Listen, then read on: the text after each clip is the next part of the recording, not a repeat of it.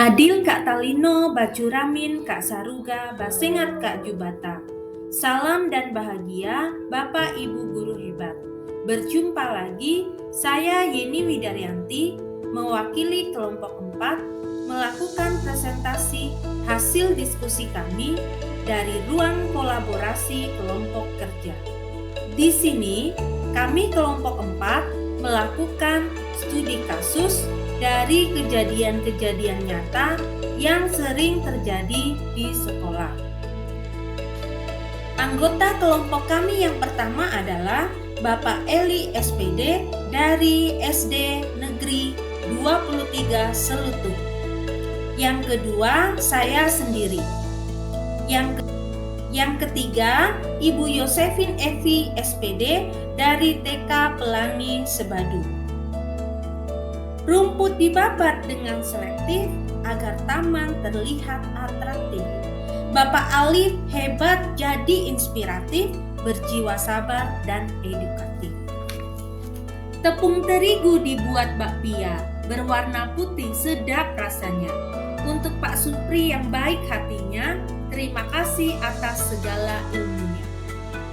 Adapun tujuan pembelajaran khusus yaitu calon guru penggerak dapat berbagi, berkolaborasi, dan menetapkan keterampilan pengambilan keputusan berdasarkan 4 paradigma, 3 prinsip, dan 9 langkah pengambilan dan pengujian keputusan.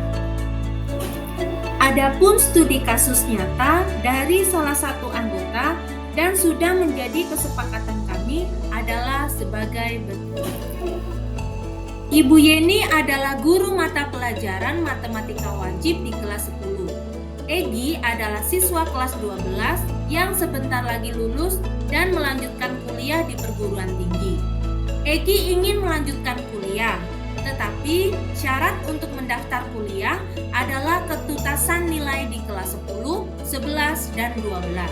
Sedangkan Egi belum tuntas pada mata pelajaran matematika wajib di kelas 10. Kemudian Egi menemui wali kelas meminta perbaikan nilai. Bapak Riko sebagai wali kelas Egi menyarankan untuk menemui Ibu Yeni. Ibu Yeni mengalami kesulitan dalam mengambil keputusan untuk memperbaiki nilai Egi. Karena Egi tidak langsung memperbaiki nilai tersebut saat kelas 10. Ibu Yeni tidak memberikan nilai tuntas karena Egi sering tidak mengerjakan tugas. Apa yang akan dilakukan Ibu Yeni terhadap permasalahan yang dialami oleh Egi? Nah, itulah kasus yang kami pilih dan sepakati, sehingga kami analisis dan adapun hasil analisis dari kesepakatan hasil diskusi diantaranya adalah sebagai berikut.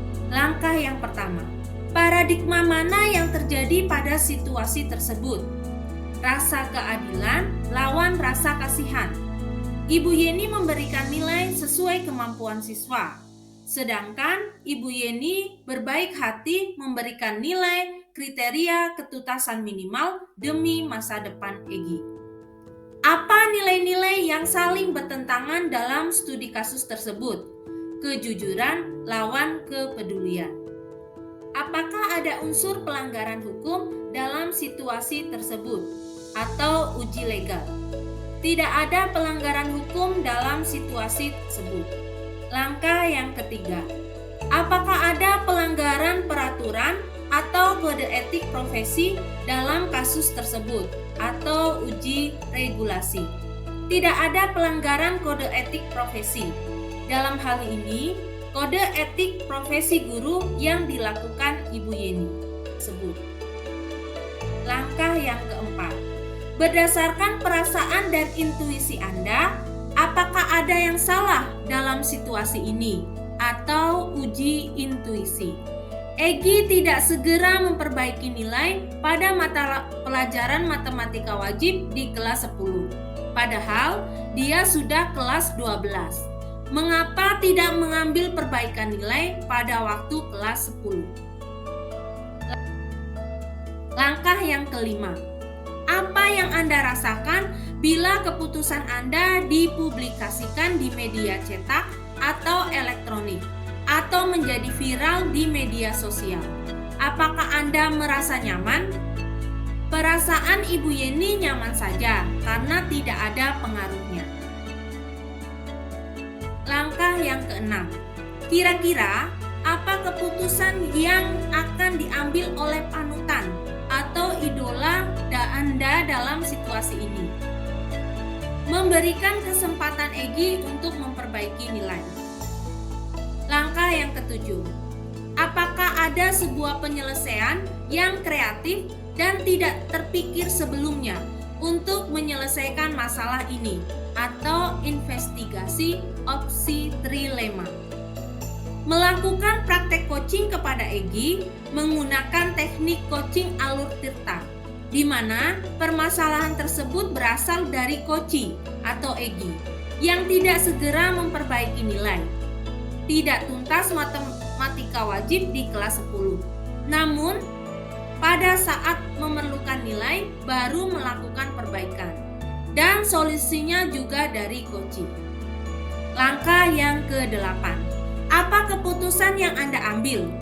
Keputusan yang diambil Ibu Yeni adalah memberikan perbaikan nilai kepada Egy. Prinsip mana yang Anda gunakan dan mengapa? Prinsip berbasis rasa peduli karena menyangkut masa depan murid. Coba lihat lagi jawaban dan refleksikan. Pengambilan keputusan yang sudah diambil oleh Ibu Yeni yaitu memperbaiki nilai Egy. Pada awalnya terjadi dilema antara tidak memperbaiki nilai Egy yang berarti memberikan nilai sesuai kemampuan Egy atau keadilan, atau membantu memperbaiki nilai yaitu kasihan akan masa depan Egy yang bisa tidak dapat lanjut kuliah.